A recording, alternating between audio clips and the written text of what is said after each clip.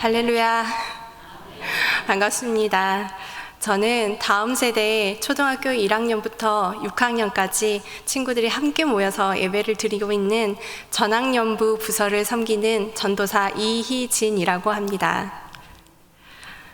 제가 오늘 오후 예배 설교를 맡게 되었다는 소식을 전해 들었을 때 하나님께 먼저 여쭈었습니다. 하나님, 제가 어떤 주제로 하나님의 말씀을 전해야 할까요?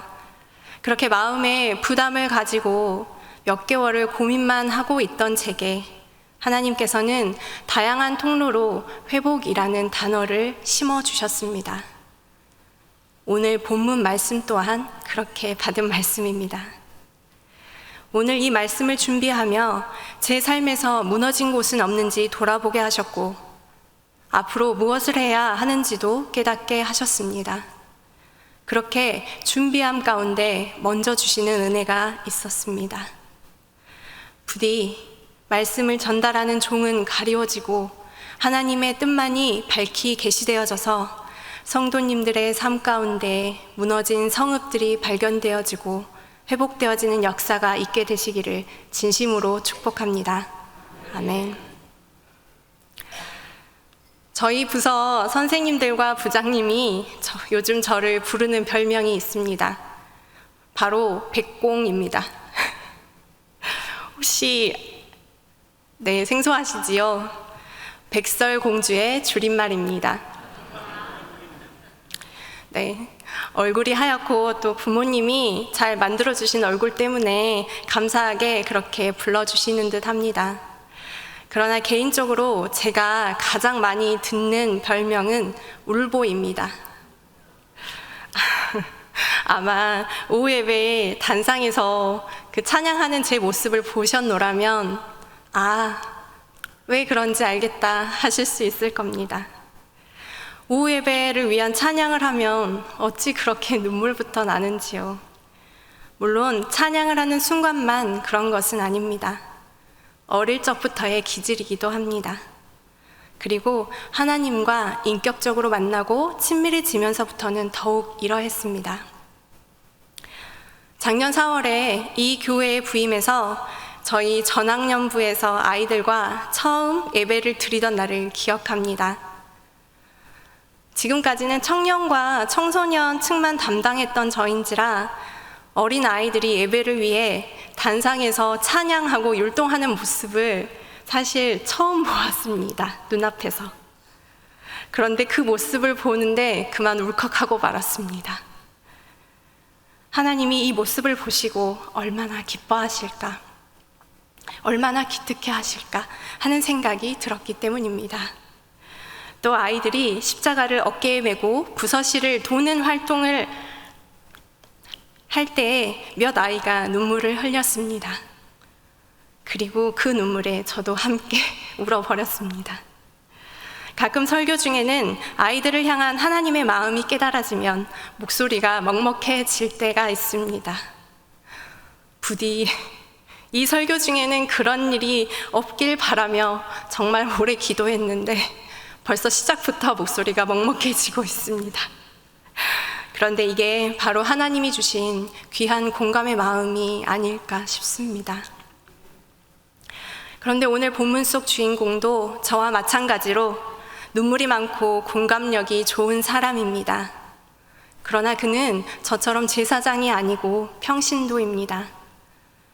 자신의 민족과 나라를 위해 지금 뜨거운 눈물을 흘리고 있습니다. 그 주인공은 바로 느헤미야입니다. 먼저 오늘 본문의 배경을 함께 살펴보기를 원하는데요. 기원전 586년경에 유다 왕국이 바벨론에 의해 멸망을 당합니다. 그때 수많은 유대인들이 바벨론의 포로로 끌려갔고 바벨론이 새로운 강자인 페르시아에게 70년 뒤에 멸망을 당하면서 바벨론이 끌고 왔던 포로들을 해방시켜주게 되지요. 그렇게 3차에 걸쳐서 예루살렘으로 귀환을 하게 되는데 1차로 귀환한 백성들은 수룹바벨을 중심으로 예루살렘 성전을 재건하는 일을 했고 2차 귀환은 학자 에스라를 중심으로 말씀에 대한 각성, 신앙의 회복, 짙어진 패배감 등을 걷어내며 내면의 성전을 재건해 나갑니다. 그리고 이 시기에 성벽 재건을 위한 노력도 하게 되지만 실패하고 마는데요. 이스라엘이 과거 솔로몬 때의 그 영광을 회복할까 두려웠던 주변국들이 페르시아에게 오늘날로 말하면 정치 로비를 해가면서 방해를 했기 때문이었습니다. 결국 반란의 위험을 막기 위해 페르시아는 공식적으로 성벽 재건을 금지하게 됩니다. 이런 절망적인 상황 속에서 다 끝났다고 생각이 들지 않겠습니까? 환경적으로 다 막혀 있고 앞이 보이지 않아 나아갈 수 없을 것 같은 그 시점에 하나님의 구원의 손길이 전혀 뜻밖의 방향에서 나타나게 됩니다. 바로 느헤미야를 등장시켜 주신 것입니다. 성도 여러분, 고대 사회에서 성벽은 곧 도시의 안전을 의미했습니다. 그리고 그 당시에는 성벽 위에서 재판관들이 재판을 많이 했기 때문에 행정센터가 되기도 했던 곳입니다. 그런데 이런 중요한 곳이 허물어져 있어서 도시의 꼴을 전혀 갖추지 못하고 주변 이웃 국가들에게 침략과 유린을 당하고 있는 그 현실을 먼 타국에서 고위직 공무원으로 생활하고 있던 느헤미야가 전해 듣도록 하셨습니다. 그리고 기도를 통해 자신의 사명을 발견하여 52일 만에 무너진 성벽을 재건하고 지도책에서 사라질 뻔한 이스라엘을 다시금 회복시키는 사명을 감당하게 하셨습니다. 오늘날 우리의 삶에도 예루살렘의 성벽처럼 허물어진 곳들이 있습니다. 죄와 타협이 되어져 점점 불분명해진 우리의 신앙 영역들이 있습니다. 가족과 공동체, 교회, 나라 모두의 회복이 필요한 영역들이 생겨나고 있습니다. 그렇다면 오늘 말씀을 통해 하나님이 우리에게 주시는 회복의 메시지는 어떤 것이 있을까요? 이렇게 무너져 있는 영역들의 재건을 위해 우리가 해야 할 일은 무엇이 있을까요? 먼저는 관심과 애정으로 무너진 자리를 찾아야 합니다. 오늘 본문 말씀은 이렇게 시작하고 있습니다. 하가랴의 아들 느헤미야의 말이라. 아닥사스다 왕 제20년 기슬르월에 내가 수상궁에 있는데. 아멘. 성경학자들은 느헤미야를 요즘 시대로 보면 교포 3세 정도 된다고 말합니다. 할아버지가 바벨론에서 포로로 끌려간 이후에 그 땅에서 아버지 하가랴가 태어났고 또 대를 이어 느헤미야가 태어났기 때문입니다. 그런데 일반적으로 교포 3세 정도 되면 고국과 무관해지지 않겠습니까? 거기에 술 맡은 관원으로 출세까지 한 상황입니다. 왕의 가장 최측근 비선 실세로 페르시아 왕의 그 겨울 휴가 별궁인 수상궁에 있었을 때 동생인 하나니와 지인 몇이 찾아와 자신의 할아버지의 조국인 이스라엘의 참담한 상황에 대해 이야기를 전합니다. 그 말을 들은 느헤미야는 어떤 반응을 보입니까? 4절, 내가 이 말을 듣고 앉아서 울고 수일 동안 슬퍼했다고 기록되어져 있습니다. 그저 자신의 할아버지의 고국으로만 생각할 수도 있는 이스라엘을 위해 주저앉아 울고 수일 동안 슬픔에 잠겨 있었던 것입니다. 이것은 무엇을 의미할까요? 그렇습니다. 느헤미야는 자신의 뿌리를 잊지 않고 있었고 이스라엘에 대한 관심과 애정이 있었던 것입니다. 그 무너진 곳을 향한 소식을 먼저 물었기에 무너지고 불타버린 성벽과 성문에 대한 이야기, 무너진 이스라엘 사람들의 삶의 자리의 이야기를 들을 수 있었던 것입니다. 그렇게 느헤미야는 무너진 곳을 발견하게 되었습니다. 베델교회 성도 여러분, 우리 안에도 분명 무너진 곳이 있습니다. 회복시켜 나가야 할 마음과 육신의 질병들, 회복이 필요한 우리의 교회와 공동체들, 나아가 국가와 민족 가운데도 틈이 벌어지고 허물어져 회복이 필요한 영역들이 있습니다. 그런데 이 영역들을 발견하기 위해서는 무엇보다도 관심이 필요합니다. 애정이 필요합니다. 그러나 지금 우리의 관심과 애정은 어디로 향하고 있습니까? 정말 내 자신을 비롯하여 사회 곳곳에 무너지고 찢겨 상해 있는 영역들이 어디인지 알기 원하시는 마음이 있습니까?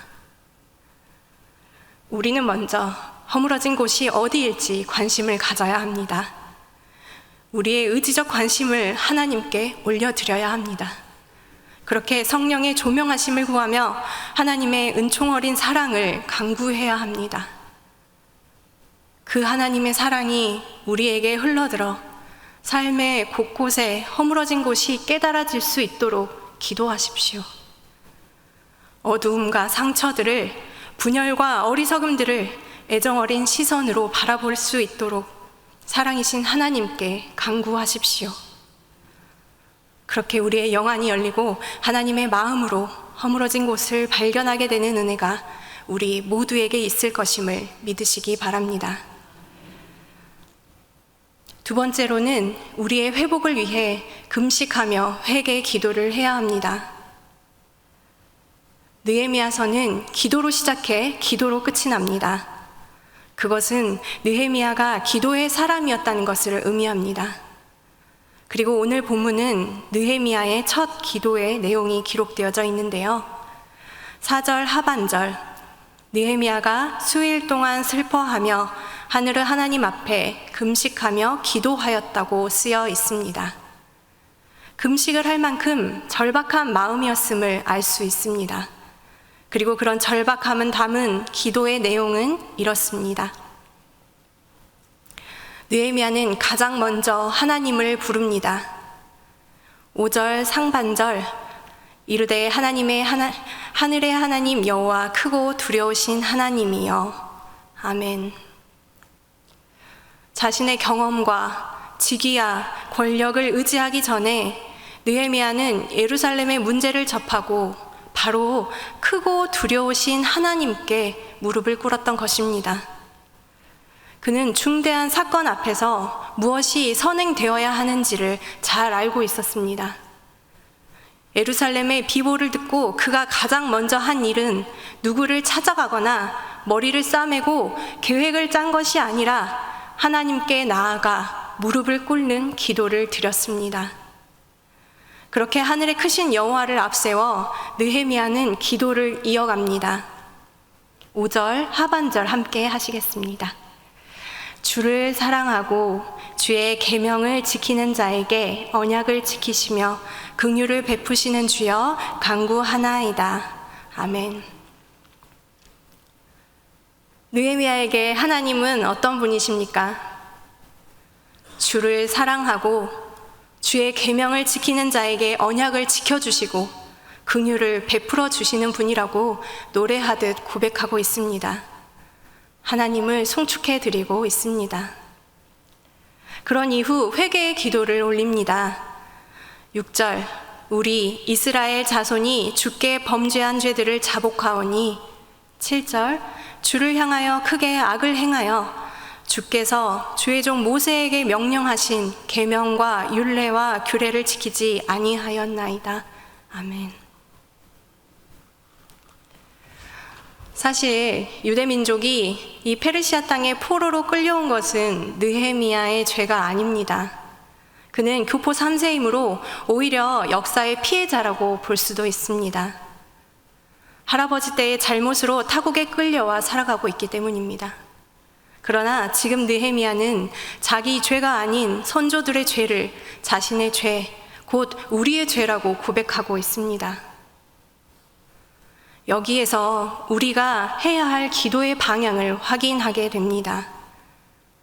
바로 나의 죄와 더불어 내 눈에 보이는 가족의 죄, 우리 조상의 죄, 허물어진 삶을 살아가는 우리 이웃들의 죄, 영안을 열어 우리에게 보여주신 우리 공동체와 교회, 이 민족의 죄를 짊어지는 기도를 해야 하는 것입니다. 사랑하는 성도 여러분, 우리가 앞서 간구한 대로 하나님을 통해 영적 통찰력을 회복하여 우리 안에 무너진 성읍들이 있다는 걸 발견하게 된다면 이제는 금식하며 하나님 앞에 나아가야 합니다. 절박한 마음으로 하나님께만 집중하고 하나님만 의지하여야 합니다.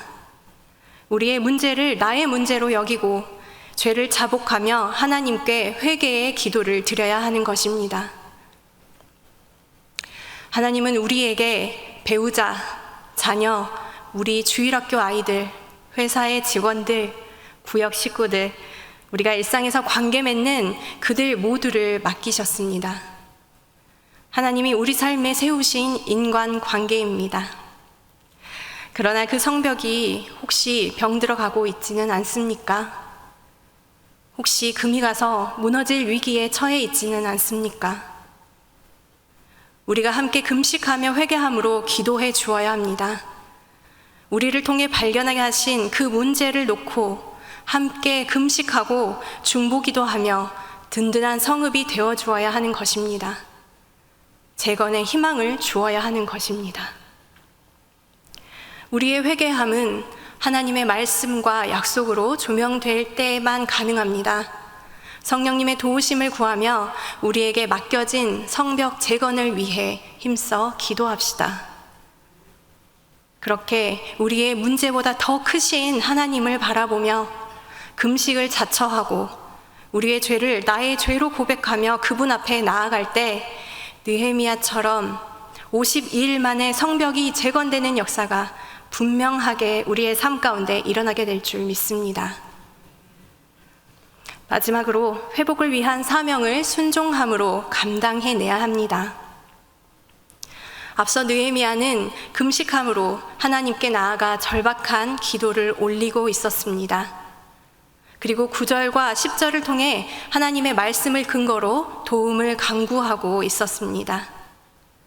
이 호소의 기도는 뒤로 갈수록 기도자가 해야 할 일들을 분명하게 밝히는 기도로 변화되게 됩니다. 11절 함께 읽으실까요? 주여 구하오니 귀를 기울이사 종의 기도와 주의 이름을 경외하기를 기뻐하는 종들의 기도를 들으시고 오늘 종이 형통하여 이 사람 앞에서 은혜를 입게 하옵소서 하였나니 그때 내가 왕의 술관원이 되었느니라. 아멘. 처음 예루살렘의 참담한 사정을 전해드린 느헤미야는 마치 하나님이 그에게 이렇게 물으시는 것처럼 느꼈을 겁니다. 내가 페르시아 왕궁에 있는 이유를 알고 있니? 이런 하나님의 질문은 일종의 부르심, 곧 소명이라고 할 수 있는데요. 자신이 그 소명을 이루기 위해서는 하나님의 은혜가 필요하고 아닥사스다 왕의 마음을 움직여야 한다는 것을 깨닫게 된 것입니다. 지금 자신이 페르시아 왕궁에 있는 이유가 지금 이 때문이 이때를 위함이 아니겠는가 하며 자신을 이 자리에 있게 하신 그 하나님의 뜻을 기도의 과정 가운데 깨닫고 결단하게 된 것입니다. 그렇게 11절에 기도가 끝난 다음에 느헤미야는 무슨 고백을 하게 될까요? 그때 내가 왕의 술관원이 되었느니라. 이 말씀을 세 번역으로 살펴보면 그때 나는 왕에게 술잔을 받들어 올리는 일을 맡아보고 있었다라고 기록되어져 있습니다. 금식 기도하던 그때에 나는 왕에게 술잔을 받들어 올리는 일을 하고 있었다는 겁니다.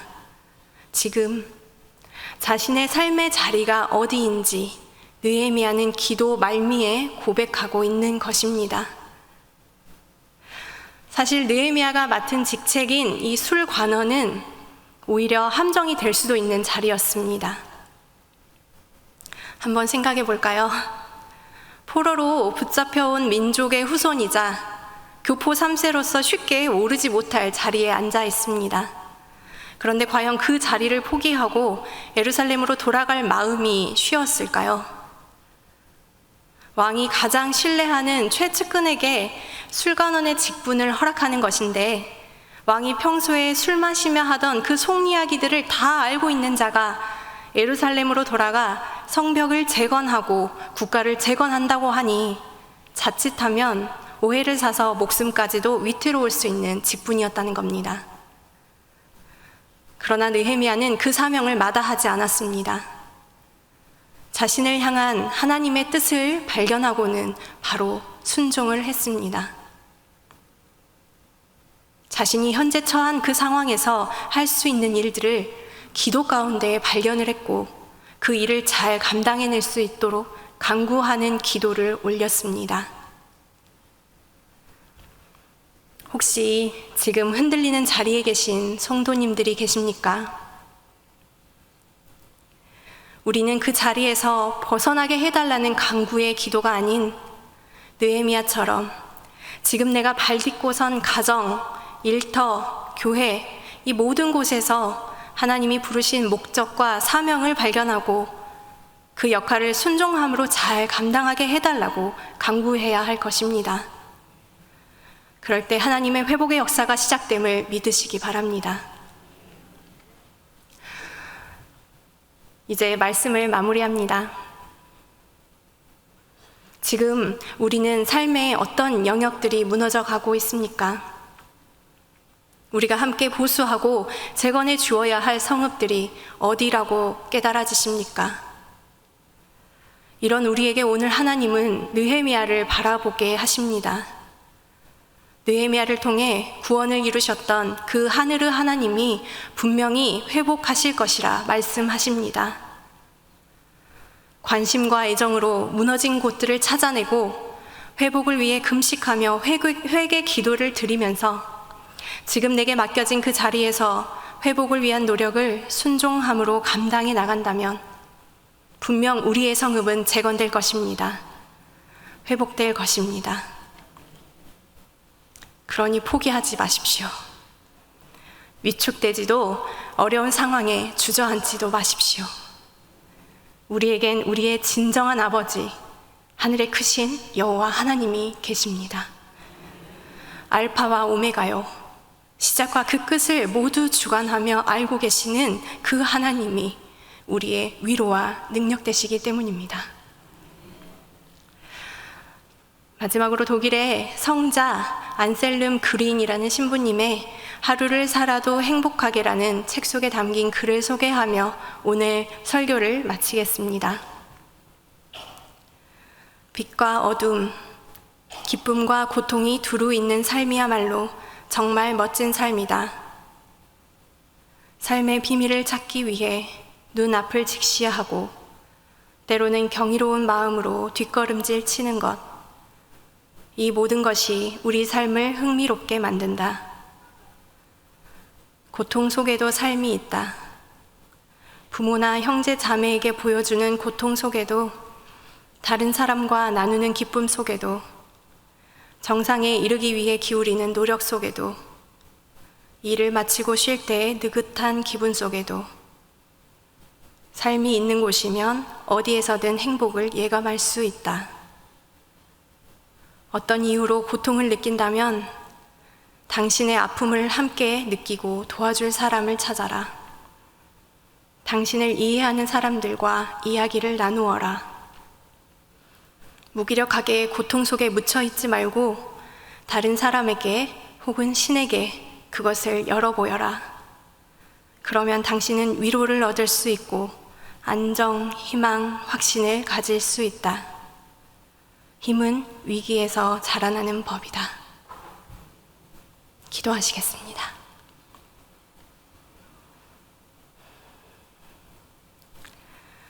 주 하늘의 하나님, 위대하고 두려운 하나님, 주님을 사랑하는 이들과 세운 언약, 주님의 계명을 지키는 이들과 세운 언약을 지키시며 은혜를 베푸시는 하나님, 이제 우리가 드리는 이 기도에 귀를 기울이시고 살펴주시옵소서. 우리 자신과 공동체가 주님 앞에 지은 죄를 자복합니다. 우리가 주님께 매우 큰 잘못을 저질렀습니다. 이제 우리에게 하신 그 언약의 그 말씀을 기억하사 우리의 죄를 용서하여 주시옵소서. 우리는 주님의 백성입니다. 주님의 이름을 진심으로 두려워하는 주의 자녀들의 간구에 귀를 기울여 주시고 이 자녀들이 하는 모든 일을 형통하게 하여 주시옵소서. 살아계신 예수 그리스도 이름으로 기도드립니다. 아멘.